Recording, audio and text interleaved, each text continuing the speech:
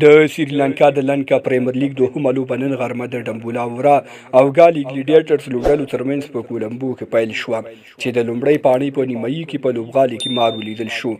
دغه مار چې د سریلانکا د پلازمینو کولمبو نړیوال لوبغالي کې راوتلی و، کابو 10 متره اوږد او کابو 10 انچه قطر یې لره. د بنګلادیشي لوبغاړي شکیب الحسن په اوور کې هغه مهال راووته چې شکیب الحسن د مار سټایلونه او ایکشنونه کول. دا ډول پیښې په سریلانکا کې ډیرې کیږي او لامل دا دی چې سریلانکا یو بحري او ځنګلي هیواد دی او دغه د کولمبو لوبغالی هم په یو بحري او ځنګلي سیمه کې واقع دی، نو ماران او بیزوګانې پکې ډیری وخت لیدل کیږي. خوږو ملګرو، د کرکټ په لوبغالي کې د دا ډول عجایبو پیښو په تړاو څه نظر لرئ؟ په کمنټ کې راسره شریک کړئ. زموږ د نن ورځې ویډیو هم دومره وه. که ویډیو مو خوښه شوې وي حتما ویډیو لایک او شیر کړئ.